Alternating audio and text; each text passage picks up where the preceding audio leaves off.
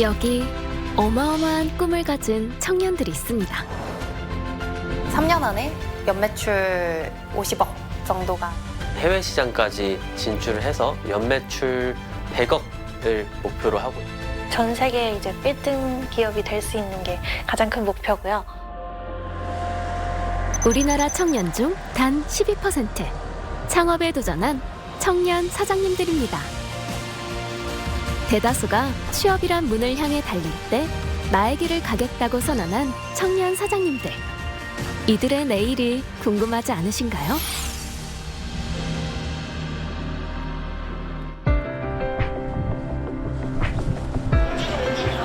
지난 1월 초 인천공항. 안녕하세요. 네, 안녕하세요. 저 박수진 기자라고 합니다. 네. 예, 안녕하세요. 반갑습니다. 우린 이곳에서 미국으로 떠나는 채원 씨와 효린 씨를 만났습니다. 뭐 이렇게 많이 만든 거예요? 네, 더 많이 만들었습니다. 몇 개예요? 지금 500매 더 제가 제일 먼저 받는 거예요? 네. 특별한 여행을 위해 명함 수백 장까지 만들었다는 두 사람. 대체 무슨 여행일까요? 저희는 라스베가스에서 열리는 CES에 참가하러 가고요. 창업한 지 이제 3개월밖에 안 돼서 지금 아무것도 모르는 상태긴 한데 이제 좋은 기회를 주셔서 각각 고려대, 숙대, 약대에 재학 중인 두 사람은 창업 동아리에서 만나 3개월 전 같이 회사를 만들었습니다. 글로비파이라는 회사는 고객의 진짜 목소리를 듣기 위해서 보이스 AI CRM 서비스를 개발을 하고 있는 회사입니다. 고객의 목소리를 듣고 재구매를 할 그 리텐션의 높은 하이 리텐트 고객을 좀 발굴해 줄 수 있는 서비스를 운영하는 것입니다. 고객의 음성 리뷰를 AI 기술로 분석해 재구매 가능성이 높은 고객의 데이터를 실시간으로 기업에 전달하는 기술이라는데요. 기업 입장에서는 마케팅 비용을 줄일 수 있다는 게 큰 장점입니다. 교수나 대학원생이 창업한 스타트업들과 치열한 경쟁을 거쳐 전 세계가 주목하는 최대 IT 전시회 CES 참가 기회를 얻었다는 두 사람. 저희 라스베가스요. 근데 언니 왜 이렇게 뭐가 왜 이렇게 많아? 우리 비상약부터 다 있어. 제작진도 이들을 따라 CES가 열리는 미국 라스베가스로 향했습니다. 전 세계 주요 대기업부터 주목받고 있는 스타트업들까지 수천 개 기업이 참가한 2026 CES. 그 거대한 공간 안에서 두 사람은 작은 부스를 마련해 밤을 새가며 자신들을 알렸습니다.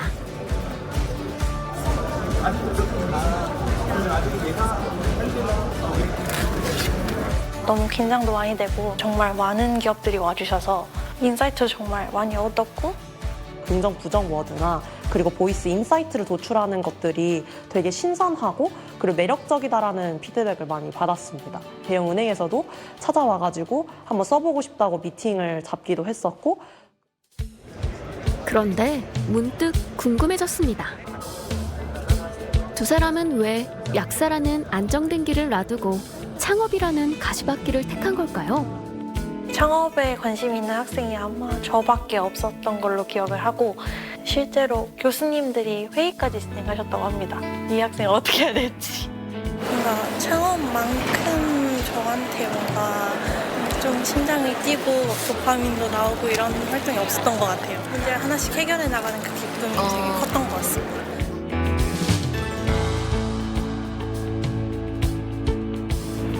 그리고 그 꿈을 위해 이들은 한국이 아닌 미국의 법인을 설립했습니다.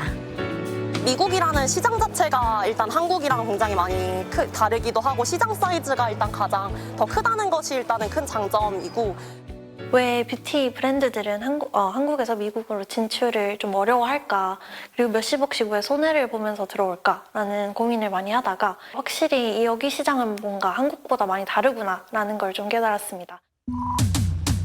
두 사람처럼 한국이 아닌 해외에서 창업을 택하는 비율은 매년 늘고 있습니다. 한마디로 우리나라에선 사장님으로 성공하기가 좀처럼 힘들다는 이야기. 하는 게 아니라 이전 받은데 그것까지 해야 되는 거예요? 네네. 문제 없어요. 작년에 한눈에도 참 야무져 보이는 수민 씨는 사실 4년 전 창업을 했지만 실패 후 지난해 이 회사에 취업했습니다. 본인이 창업해서 CEO로서의 어떤 그 책임감을 가지고 있었던 그 마인드가 저희 회사에서도 근무하면서 항상 모든 생각을 본인이 적극적으로 나서는 그런 아주 훌륭한 우리 그 직원입니다. 부모와 자녀가 대화를 할 수 있는 앱을 만드는 회사를 차렸던 수민 씨. 부모와 자녀가 같이 질문에 답하면서 서로를 더 알아갈 수 있는 플랫폼 앱이었고요. 내가 엄마 아빠를 좀 더 알게 되려면 어떻게 해야 될까? 뭔가 이거 해결할 수 있는 아이템이 있으면 좋겠다라는 생각이 시작하게. 개발자와 팀원을 구하고 학교 생활과 병행하며 밤낮으로 매달렸지만 3년간 벌어들인 매출은 고작 70만 원. 서비스 실사용자는 100명도 되지 않았습니다. 정부와 학교의 창업지원금 5천만 원으로 사업을 시작했는데 세금과 직원 급여 등 늘 빠듯했다고 합니다. 알바도 하고 인턴도 하고 하면서 대학생까지 해서 한 3잡을 뛰었던 것 같아요. 부가세랑 이런 게 굉장히 세금도 많이 나가고 내가 신용카드를 긁고 이게 정부지원금이 들어오기까지 시간이 걸리는데 그 사이에 그 돈을 메꿀 게 필요해요. 그래서 저 신용 불량이 될 뻔한 적도 있었어요. 모든 열정을 바친 첫 번째 도전. 하지만 수민 씨는 사업을 접었습니다. 점점은 지금 잠정적으로 문을 닫았고요. 망한 거네요. 네. 맞아요. 왜 실패한 것 같아요? 주변 분들이 이거 돈이 안 될 거다. 그거를 그냥 흘러들었어요. 내가 열심히 했으니까 이렇게 방법을 찾으면 되지 않을까? 본질의 비즈니스 모델에서 실패한 것 같습니다.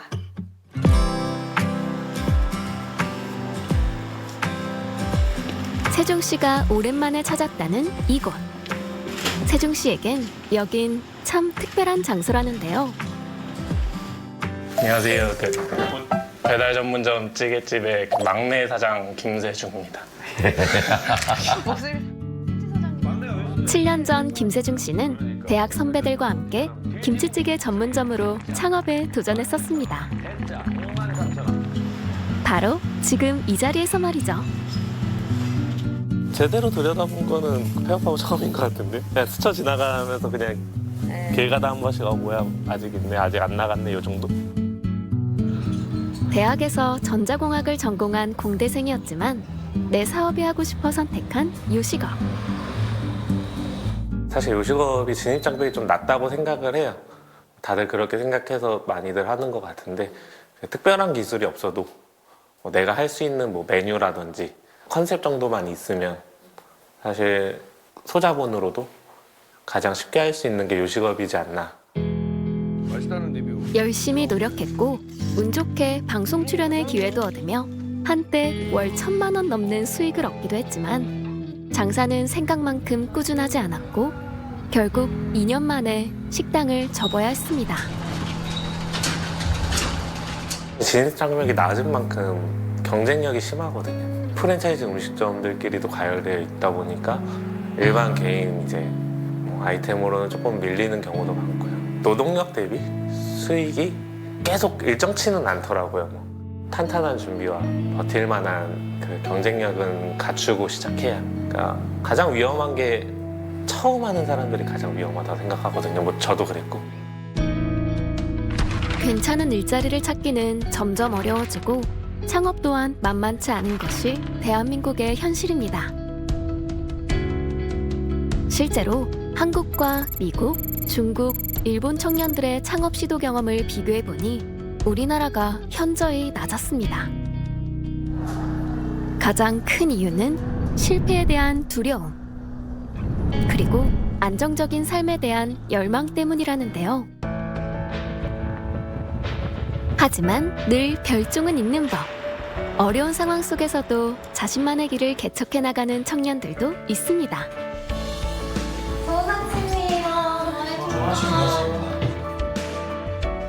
올해 29살인 차지은 씨는 한 스타트업의 대표입니다. 안녕하세요. 저는 신뢰할 수 있는 소개팅 앱 내친소를 만들고 있는 리트리버 살롱 대표 차재은이라고 합니다.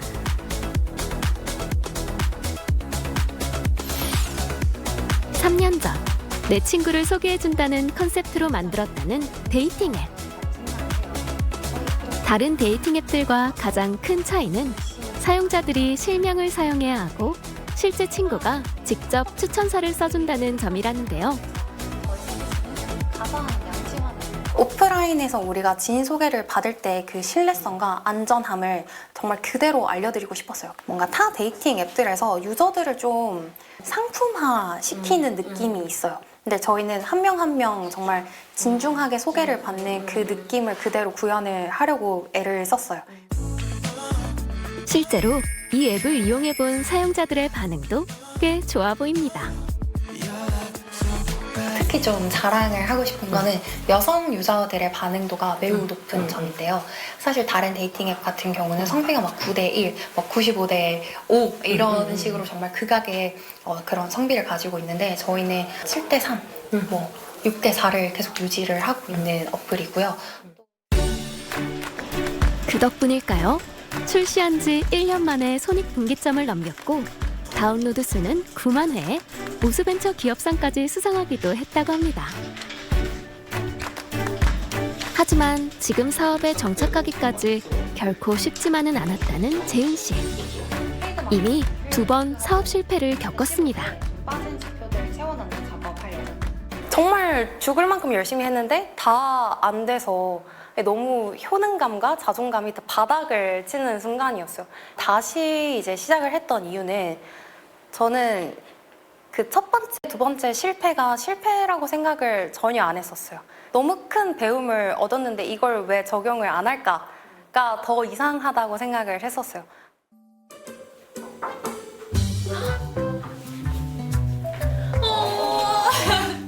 동규님 오랜만이에요. 잘 지내셨어요? 잘 지냈습니다. 그날 오후 재은 씨 사무실에 누군가 찾아왔습니다. 너무 예쁘다. 언제 찍으신 거예요? 이게 결혼 사진, 야외 결혼 사진 찍을 때고 이게 이제 스튜디오 컷. 너무 예쁘다. 알고 보니 이 남성 재은 씨가 만든 소개팅 앱을 통해 배우자를 만나 얼마 전 결혼까지 했다고 하는데요. 원래 저는 그 소개팅 앱에 대해서 굉장한 선입견이 좀 있었던 사람인데 내 친소에서는 진짜 친구한테 소개받는 그런 느낌으로 특히 친구들의 소개로 베이스를 하기 때문에 그게 되게 어쩌면 이 앱의 킥이었던 것 같고 내가 만든 앱으로 결혼에 성공한 커플을 볼 때 가장 신이 난다는 재은 씨. 그래서 앞으로의 목표도 확실하다고 합니다. 나 토스해, 당근해, 내친소해처럼 좀 고유명사가 되고 싶어요.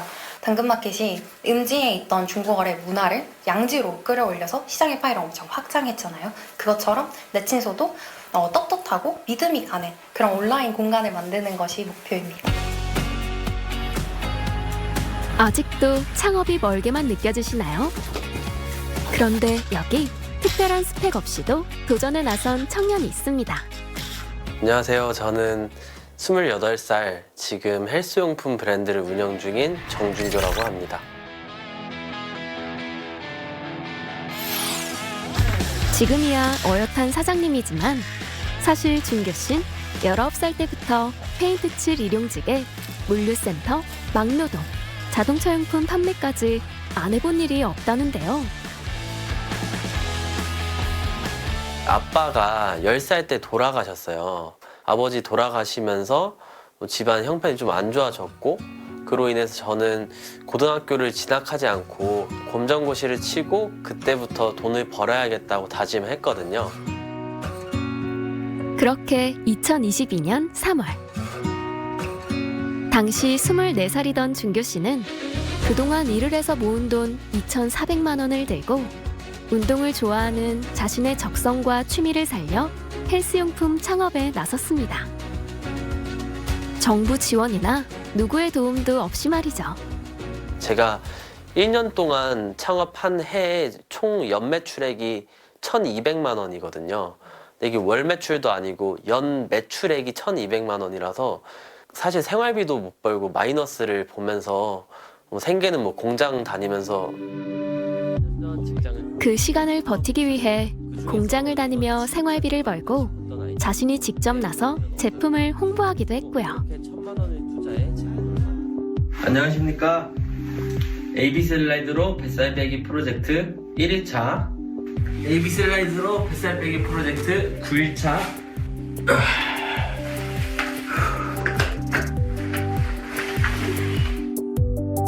잘 팔리지 않는 제품은 무엇이 문제인지 솔직하게 묻기도 했답니다. 나는 분명 실용성은 최고라 생각했는데 도대체 뭐가 문제였던 걸까? 댓글이 한 3, 4천 개 이렇게 달리면서 아이디어는 되게 좋다. 그런데 색깔이랑 또 여러 가지 좀 디테일이 부족한 것 같다. 그렇게 사람들의 피드백을 받아 탄생한 것이 헬스장 같은 데는 바로 이 벽에 거는 요가 매트라는데요. 지금은 이제 2가지 색깔로 그냥 밝게 쓰는, 이건 집에서 사용하시는 용도, 이건 또 헬스장 같은 데서 좀 때탐 없이 사용하시는 용도 2가지. 어떻게 하면 사람들이 더 편하게 사용할 수 있을까 고민했던 부분들이 결국 매출로 이어지게 됐답니다. 2022년도에는 연 매출액이 1,200만 원이었고요.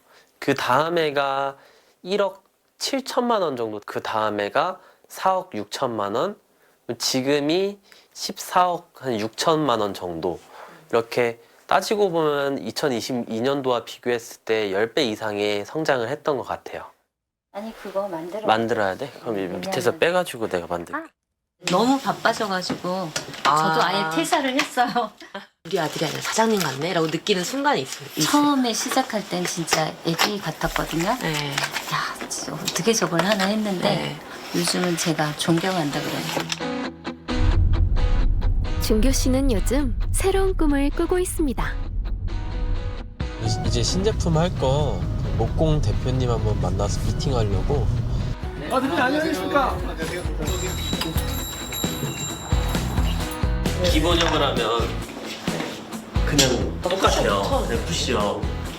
근데 이거를 돌려서 이렇게 하면, 그리고 이게 이렇게 미끄러지지가 않아요. 내가 아무리 미끄러지려 해도 각도가 일부러 저희가 최적의 각도거든요. 플라스틱 대신 원목으로 어떤 방향으로도 운동이 가능한 푸시업 바를 만드는 일에 푹 빠진 건데요. 이미 디자인 출원까지 냈다고 합니다. 제작진에게도 직접 사용을 권유하고 의견을 물을 만큼 준규 씨는 소비자 반응을 사업의 1순위로 삼고 있습니다. 딱 봤을 때 이거 좋아 보인다가 나와야 되는데, 요걸 보고 좀 어두운 걸 보니까 한두 달 정도는 더 걸릴 수도 있지 않을까라는 생각이 드네요.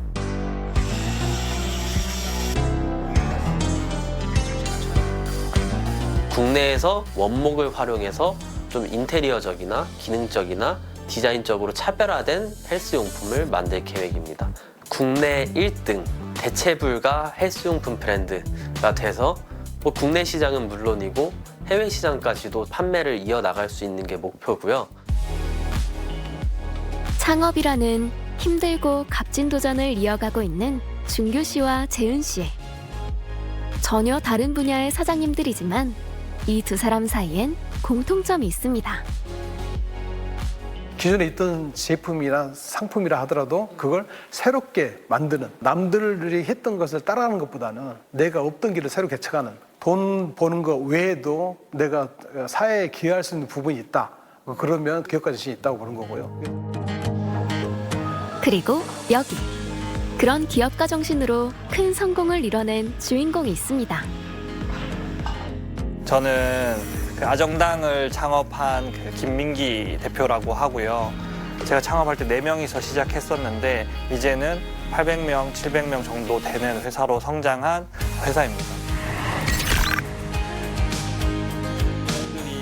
대기업 회사원이었던 김민기 대표는 창업 6년 만에 지난해 기준 연매출 2천억 원을 넘어선 성공한 스타트업의 표본으로 알려져 있는데요. 이쪽은 저희 이제 모바일 쪽, 뭐 알뜰폰도 있고요.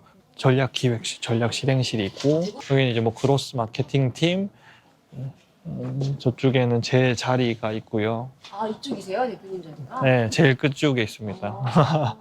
네.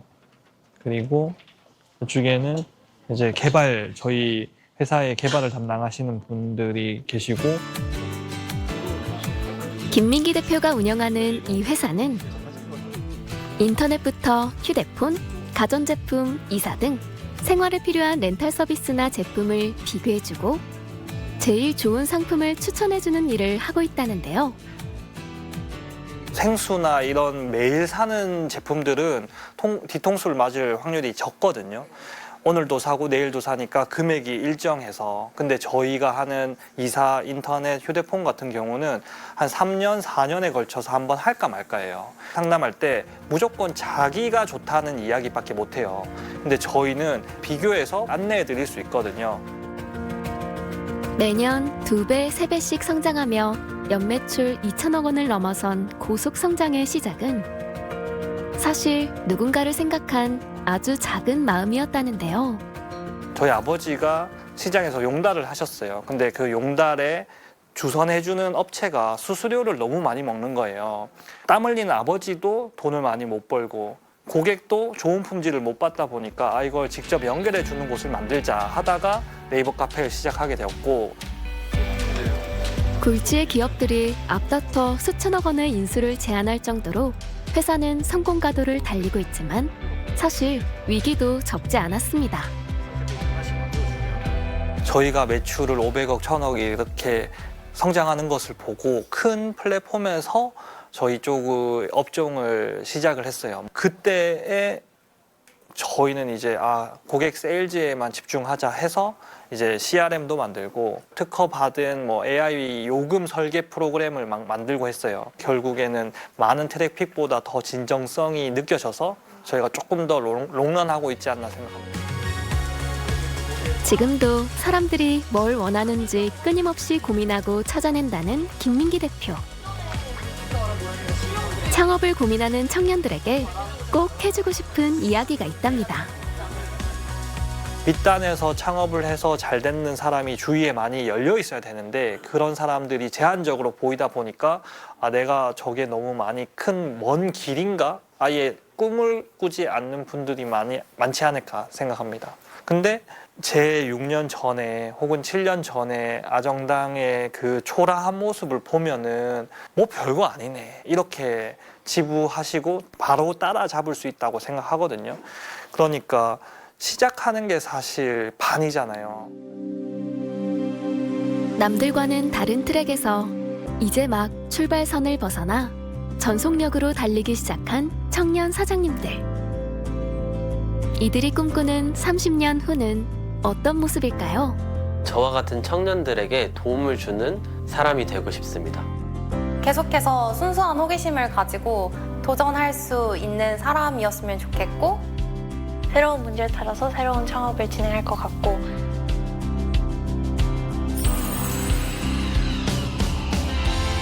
힘든 일도 있겠고 그리고 외롭겠지만 불안해하지 말고 앞으로도 너에게 확신을 가지고 나아갔으면 좋겠어. 넌 어차피 잘 될 거니까 더 과감하게 너의 길을 잘 걸어 나갔으면 좋겠다. 준규야, 힘들긴 하겠지. 근데 불안해할 필요 없어. 10년 뒤, 20년 뒤 보면 너 잘 돼 있다. 걱정 마라. 파이팅! 저도 그대들에게 이 말을 꼭 전하고 싶네요. 실패를 두려워하지 않고 도전하는 그대들의 오늘이 참 멋지다고요. 110년간 주민들의 사랑을 받아온 일본 교토의 한 대중 목욕탕을 대학생이 인수해 화제가 되고 있습니다. 점주의 고령화와 시설 노후화를 이유로 폐업했던 목욕탕을 대학생이 거액의 빚까지 감수하며 부활시킨 것입니다. 일본 언론에 따르면 교토시 히가시야마구에 위치한 대중 목욕탕 다이코쿠유는 올해 창업 110주년을 맞았습니다. 이 목욕탕은 유흥가와 가까워 과거에는 게이샤 수습생인 마이코와 지역 주민들의 휴식처 역할을 해왔습니다.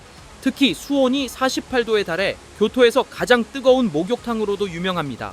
그러나 지난해 4월 위기가 찾아왔습니다. 당시 85세였던 2대 점주가 자신의 나이와 시설 노후화를 이유로 폐업을 결정한 것입니다. 110년 동네 사랑방이 한순간에 사라지자 지역 사회에서는 아쉬움의 목소리가 나왔습니다. 이때 교토대학 3학년에 재학 중이던 다케바야시 고타씨가 목욕탕의 운명을 바꿨습니다. 단골 손님이었던 그에게 이 목욕탕은 대학 입학에 2번 실패하고 4차례 유급으로 힘들었던 당시 생활을 버티게 한 마음의 안식처였습니다. 다케바야시는 집에서 하루 종일 이불을 덮고 있는 기간이 1년 정도 있었는데 목욕탕에 갈 때만큼은 밖에 나갈 수 있었다며 항상 같은 시간에 가면 같은 사람들이 있었고 대화를 나눌 수 있어서 우울증을 이겨낼 수 있었다고 전했습니다. 폐업 소식을 들은 다케바야시는 곧바로 목욕탕 인수를 결심했고 대학생 신분인데도 500만 엔을 대출받아 목욕탕을 인수, 지난해 영업을 재개했습니다.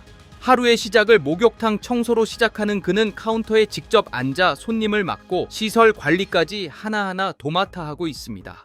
외국인 관광객을 위한 목욕 매너 안내 그림을 비치하고 무형음 결제 시스템을 도입하는 등 젊은 점주다운 변화도 보이고 있습니다. 오래된 설비 타색, 고장도 잦아 리뉴얼 공사에 필요한 자금은 크라우드 펀딩을 통해 마련하고 있습니다. 목욕탕 일로 하루 3시간밖에 못 자 학업과 목욕탕 운영 병행이 어렵다고 판단해 현재는 휴학한 상태입니다. 생계를 위해 인력거 아르바이트까지 하고 있는 다케바야시는 이곳은 단순히 몸을 씻는 장소가 아니라 사람들이 만나 이야기를 나누는 지역의 중심이라며 내게도 그랬던 것처럼 누군가에게 안식처가 되는 공간으로 남기고 싶다고 전했습니다. 읍내에서도 한참 떨어진 곳에 문을 연 기념품 가게.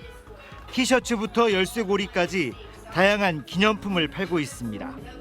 반년도 못 버틸 거라는 우려와 달리 2년 넘게 꿋꿋이 자리를 지키고 있습니다. 비결은 개성 넘치는 로컬 브랜드. 바지락도 락이다. 서울 중심의 한국 사회를 꼬집은 티셔츠 등 재치 있는 디자인이 SNS를 통해 알려지면서 젊은 층에겐 부안 관광의 필수 코스로 자리 잡았습니다. 친구들이 부안에 놀러 왔는데 이제 부안을 기념할 만한 그런 물건을 판매하는 곳이 없다라고 해서 이제 부안의 특색을 담은 기념품점을 만들어 봐야겠다라는 생각으로. 변산의 채석강, 위도의 고슴도치 등 부안 지역 13개 읍면을 상징하는 캐릭터도 만들었습니다. 지역이 갖고 있는 소재를 활용해 가장 한국적인 시골의 모습을 매력적으로 담아냈다는 평가를 받고 있습니다. 다 같이 영감이 필요할 때 영감 여행이라고 각 읍면을 돌아다닐 때가 있어요. 날짜를 정하고 그럴 때 이제 영감을 얻고 얻은 부분을 사진을 찍어서 다 같이 취합을 해서 3명의 청년이 손을 잡고 시작한 기념품 가게는 이제 부안 유일의 로컬 브랜딩 업체로 성장해 지난해에만 2억여 원의 매출을 올렸습니다. 시골의 청춘을 본보기로 삼은 청년 모임들도 하나둘 생겨나 힘을 모으고 때론 고민을 나누기도 합니다. 부안에서 수출을 하는 기업들이나 아니면 부안의 F&B 기업들과 좀 캐릭터 IP를 협업하는 그런 모습들을 좀 꿈꾸고 있고, 눈여겨보지 않았던 지역에서 그곳만이 가지고 있는 가치를 찾아내 독특한 브랜드로 만들어낸 청춘 잡화점의 기적은 여전히 진행 중입니다. JTB 뉴스 하원호입니다. 제일 잘 나올 때는 한 700 가까이 나오고, 저희 연매출은 한 8억 정도 하고 있는 것 같고요. 그 스쳐 지나가는 지역에서 좀 머무를 수 있는 지역으로 만들어 보면 어떨까? 집을 바꾸는 문제가 누군가 인생을 또 바꿀 수 있는 문제이구나. 죽어가는 공간을 새로 살렸다라는 그런 긍정적인 그 이미지가 큽니다. 빈집이 바뀔 수 있는 형태는 무궁무진합니다.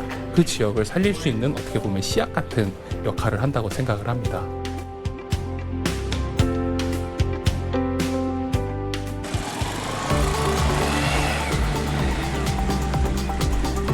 충청북도 보은군 회인면. 오토바이 라이더들이 한적한 시골길을 달립니다. 어디를 향해 가는 걸까요?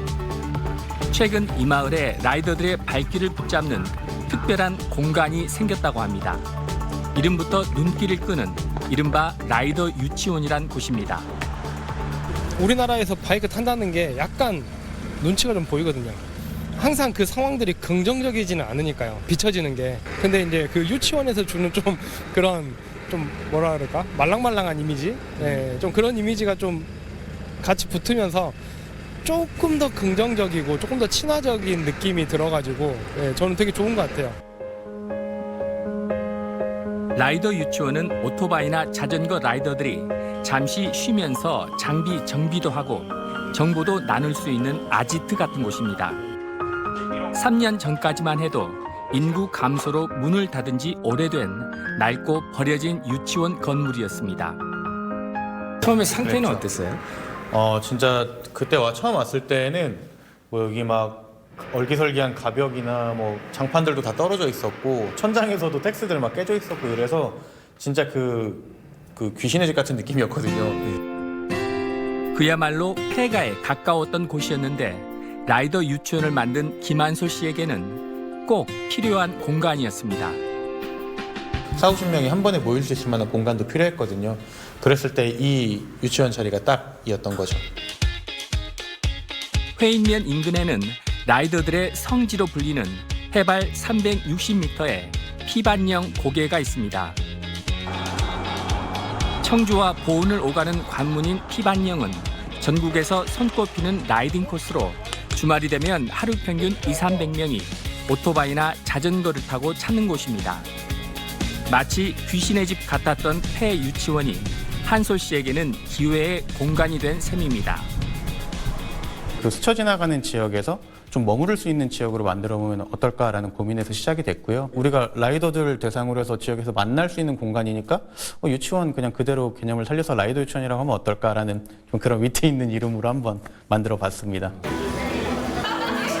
라이더 유치원은 지역 주민들의 만남의 장소로도 이용되고 가족 단위 방문객들에게 다양한 체험 프로그램도 제공합니다. 걸어서 5분 거리엔 라이더들을 위한 또 다른 휴식 공간인 카페도 생겼습니다. 에스 아메리카노, 저는 대추 동동요, 대추 동동. 이 카페에서는 보은 지역의 특산품인 대추를 활용해 개발한 특색 있는 메뉴도 팔고 있습니다. 페인에서 직접 청정 농가들이 대추를 그냥 단순히 대추만 파는 게 아니라 대추청, 대추칩 같은 거를 만들어 주셔서 저희가 그 지역 특산품을 이용해서 시그니처 메뉴로 만들고 있습니다. 회인면의 인구는 1,700여 명. 이 가운데 50세 미만은 20%도 되지 않습니다. 그런데 라이더들을 위한 공간들이 생겨나면서 마을의 풍경도 크게 달라졌다고 합니다. 시골에 사람 구경을 못 하잖아요, 지금. 옛날 같지 않아가지고 사람 구경을 못 하니까 사람만 보면은 그냥 그 좋아요. 또 더구나 또 애들이요. 애들이 많이 이제 모이고 나니까는 굉장히 좋아하죠. 지난해 가을 라이더들과 주민, 가족 단위 관광객들을 대상으로 열렸던 축제 행사에는 4,000명 가까이 다녀가면서 침체됐던 지역 경제에 활력을 불어넣었습니다. 민간 차원에서 이제 모빌리티를 테마로 하는 뭐 박람회나 이런 형태가 아닌 이런 축제 단위로 하는 거는 국내에서 흔하지 않은 케이스다 보니까 많이 반응이 좋고 많이 찾아주시는 것 같아요. 라이더 유치원 근처에는 숙박을 위한 공간도 마련돼 있습니다. 원래는 농기구 전시관이었던 곳을 여러 명이 쉬어갈 수 있는 숙소로 만든 겁니다. 그렇다면 라이더 유치원의 연간 매출은 얼마나 될까요? 저희가 뭐 카페도 운영하고 있고, 그리고 마을에서 이제 저희가 투어팀이 오면은 이제 숙소 공간을 제공을 해드리고, 그리고 이제 이런 기타 이런 관광 컨텐츠들 또 행사를 하는 어떤 용역 사업들까지도 다 토탈하면은 마을 안에서는 저희가 작년에 3억 정도 이제 매출을 달성을 했고요. 가외로 이제 하는 일들이 또 많이 또 있습니다. 청년들이 사라지고 정막에 잠겼던 마을. 오토바이를 타고 스쳐가던 곳이 이제는 젊은이들이 머물면서 쉬었다가는 장소로 변모하면서 마을에도 생기가 돌고 있습니다. 작년부터는 실제로 이제 창업이랑 주거까지도 하는 것들을 고민하시는 분들이 이제 생기고 있고요. 그 결과로 실제로 이제 올해 여기에서 2팀의 청년 창업 팀이 이제 준비를 하고 있습니다. 경북 의성에 있는 한 병원. 이곳에서 간호사로 일하는 최보영 씨는 퇴근하자마자 40여 분을 운전해 또 다른 일터로 향합니다. 제가 원래는 40살까지 일을 하고 이제 편안하게 이제 시간을 보내고 싶다는 생각이 있었는데 약간 일을 하면 할수록 욕심이 더 생겨서 이제 그 마지노선이 없어졌어요. 보영 씨가 도착한 곳은 경북 안동 시내 주택가 골목. 3년 전 보영 씨는 골목 안쪽에 있는 빈집을 사들여 자신만의 감성을 담은 작은 휴식 공간으로 탈바꿈시켰습니다. 제가 여행 다니는 걸 진짜 좋아하는데요. 여행을 다니면은 아무래도 이제 그 지역의 감성 숙소나 이런 스테이를 찾아다니는 걸 좋아했는데 지금 사는 고향에 하면은 정말 좋겠다는 생각에 스테이를 하게 되었던 것 같아요. 구입 당시엔 오랫동안 사람이 살지 않아 폐가나 마찬가지였던 곳인데 보영 씨의 눈에는 숨은 보석처럼 보였다고 합니다. 이 집이다 하는 느낌이 있었던 게 일단 제가 낮에 왔었는데 햇살이 너무 잘 들고 예쁘더라고요. 폐가지만 틀도 그대로 남아있고 집이 동네 안쪽에 또 골목 안쪽에 있어가지고 조용하거든요. 빈집 구입에 들어간 비용은 5천만 원 정도. 이후 2억 원 가까운 비용을 들여 지금의 모습으로 뜯어 고쳤는데 고즈넉한 한옥의 정취는 그대로 살리되 집안 내부는 족욕탕을 포함해 20대와 30대의 감성에 맞도록 꾸몄습니다. 특히 가장 많은 신경을 썼던 부분은 침실 공간이었다고 합니다.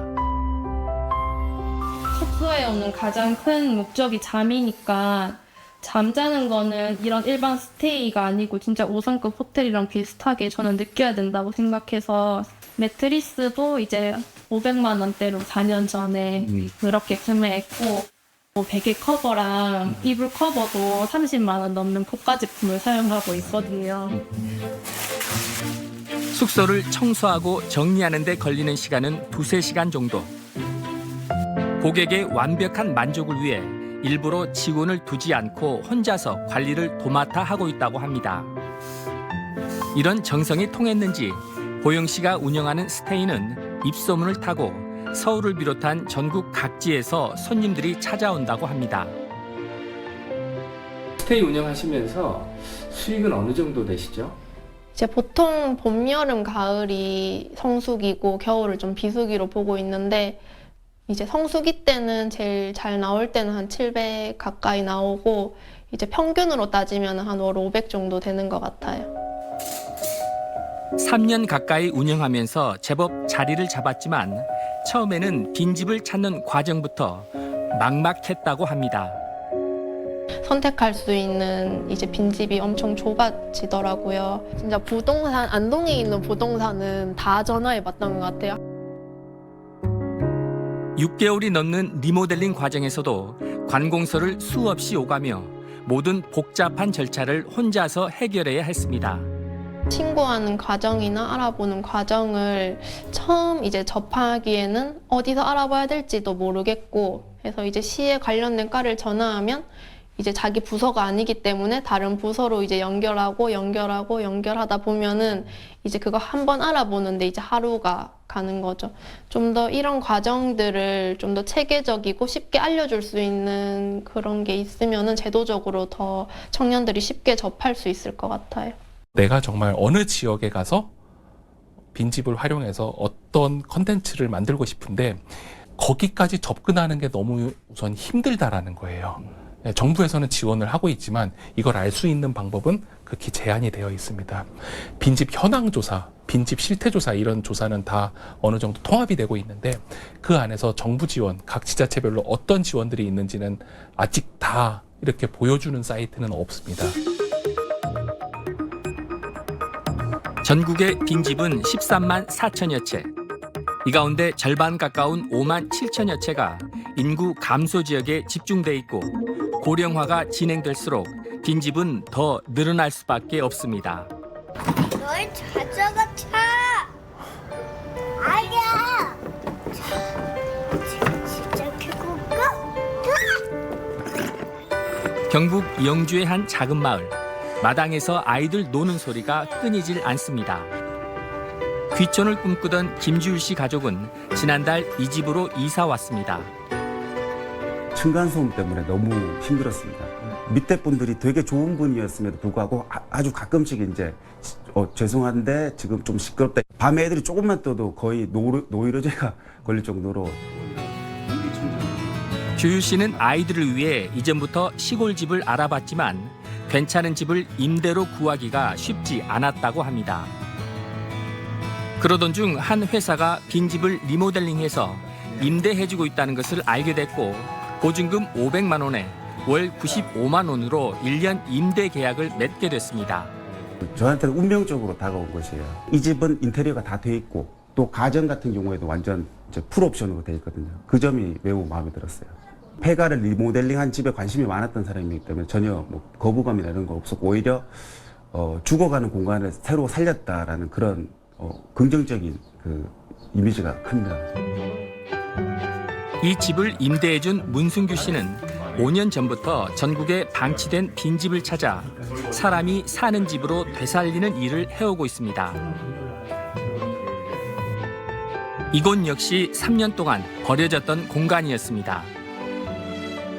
이 집 외관 자체는 거의 비슷했는데 이 마당 쪽에 그런 이제 오래된 폐사나 그런 이제 우사 같은 것들이 굉장히 방치되어 있었습니다. 성면이라든가 이런 것들도 굉장히 문제가 심각했던 지역이었었습니다. 그리고 이 뒤쪽에도 그런 이제 오랫동안 안 쓰고 있던 그런 벽돌 창고들이 있었고요.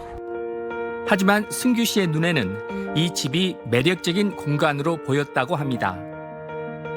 저희는 딱 저 집을 처음 봤을 때 일단 집이 굉장히 매력적이라고 생각을 했어요. 저희가 가장 중요하게 생각했던 거는 이 마당의 가능성이었습니다. 기존에 있는 그런 폐 창고 같은 것들을 철거를 하면은 이 마당의 활용도가 굉장히 높아질 거라는 생각들을 하게 됐었고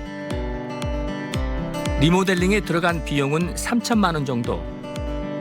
도시 생활에 익숙한 사람들도 불편함을 느끼지 않도록 필요한 가전과 가구를 빌트인으로 설치해 편의성을 높였습니다. 승규 씨 회사는 빈집 주인들과 5년에서 10년 동안 무상 임대 계약을 맺는 대신 방치됐던 집을 직접 리모델링 해주고 계약 기간 동안 임대 관리하는 방식으로 사업을 해오고 있습니다. 기존의 그런 부동산과는 좀 다르게 어떤 교통이나 이런 접근성보다는 이 주변을 둘러싸고 있는 환경적인 거를 좀 많이 보는 것 같습니다. 빈집의 노후도에 대한 부분들을 어쨌든 저희가 수리를 할 때 그 최소한의 비용으로 좀 최대 효과를 내야 되기 때문에 그 최소한의 비용이 들어갈 수 있는 집들을 좀 위주로 지금은 선정을 하고 있습니다. 이런 방식으로 고친 빈집이 전국에 8채. 단기 임대 방식으로 연간 3억 원에 달하는 매출을 올리고 있습니다. 최근 영주에 있는 또 다른 빈집 리모델링을 앞두고 있는데 이번에는 집 주인으로부터 먼저 연락이 왔다고 합니다. 집주인 소유주분이 먼저 연락을 주셔서 저희가 이제 집을 한번 방문해서 보고선 좀 이런 정도로 수리를 해서 하면은 꽤 괜찮을 것 같다라는 이제 제안을 드렸고 그게 이제 좀 진행이 돼가지고 선택을 하게 되었습니다. 빈집의 활용은 꼭 돈벌이만을 위해서 시작되는 것은 아닙니다. 작은 공간이나마 절실하게 필요한 사람들에게 빈집은 더없이 소중한 공간이 될 수 있기 때문입니다. 노인은 노인정에 가고 아이는 어린이집에 가는데 청년은 청년정에 왜 없는가였어요. 그래서 왜 꼭 청년은 소비하지 않고 어떤 공간을 이용할 수는 없지? 서울 성동구 사근동 골목길 주택가. 오래된 주택 한켠에서 청년들이 쓰레기들을 치우고 있습니다. 일단은 요 넝쿨들을 쓸까요? 이거 못이 있습니다. 조심하세요. 3년 전 서울 도심 한복판 좁은 골목길 안쪽에 오랫동안 방치돼 있던 빈집을 발견한 청년들. 집주인에게 이곳을 새롭게 활용해 보겠다고 제안했고 집주인이 흔쾌히 응하면서 죽었던 빈집이 다시 살아나게 됐습니다. 빈집에 생명을 불어넣은 청년들은 사근동 지역 청년들 중심으로 이루어진 비영리 단체 킹심리 회원들입니다.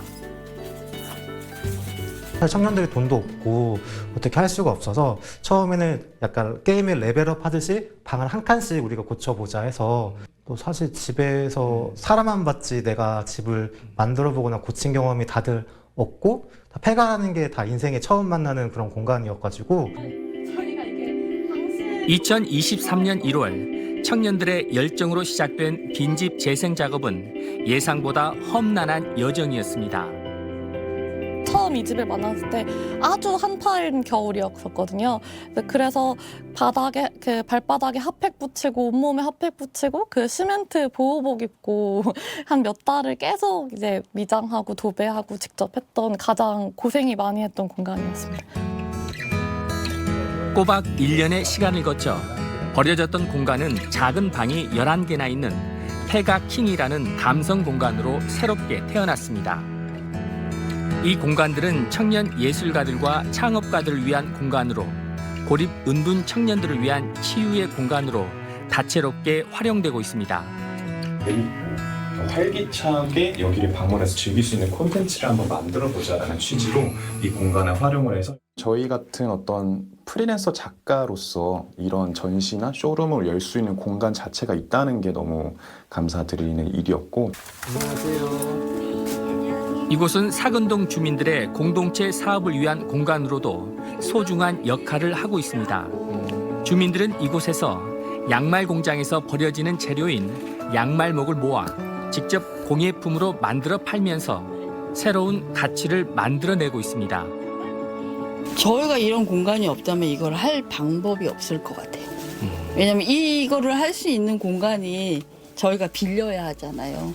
근데 이게 폐가라는 공간이긴 했지만 사람이 많이 왔다 갔다 하니까 집이 오히려 살고 있다는 느낌은 들었어요.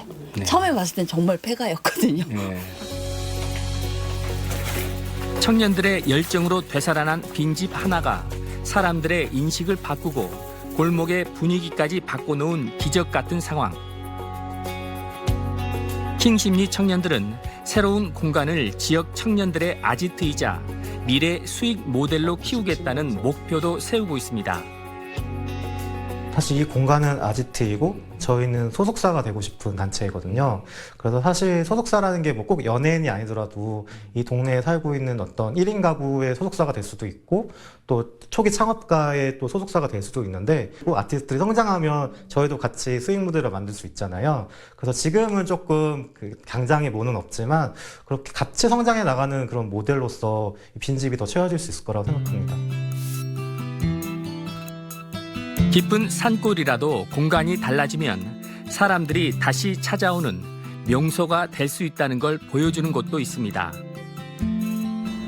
1982년 폐교됐던 시골 학교가 40년 만에 대형 카페와 목공 체험 공간, 숙박 시설이 함께 있는 복합 문화 공간으로 재탄생했습니다.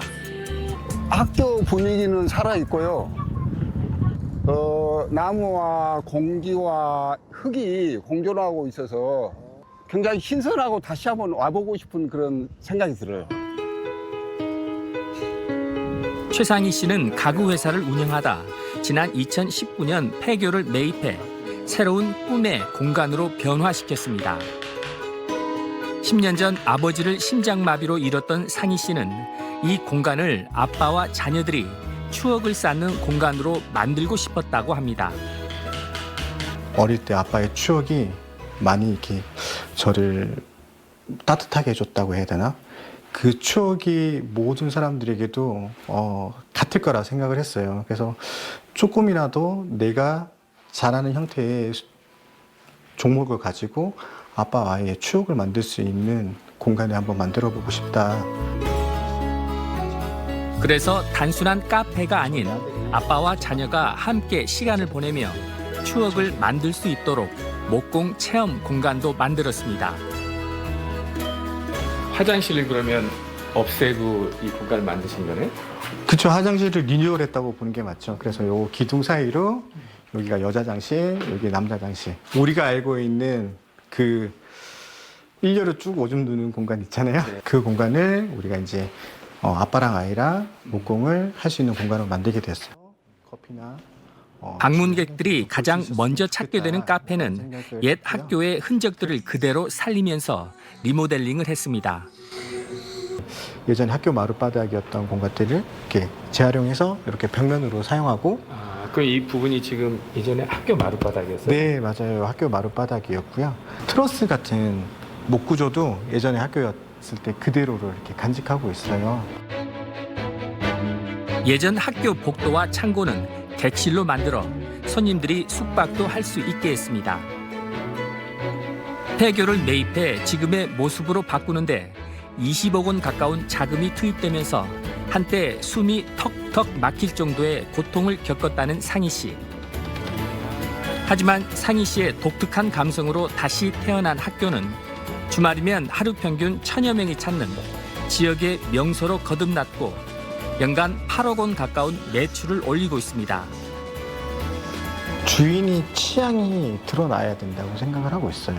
우리가 지속적으로 시간이 흘렀을 때 시설로 계속 승부를 할 수 있는 것도 아니고, 그러면 이 공간의 가장 큰 장점이 뭐냐면 그 주인분의 취향을 우리가 공감하거나 느낄 수 있으면 그거는 가장 큰 무기가 된다고 생각을 하거든요.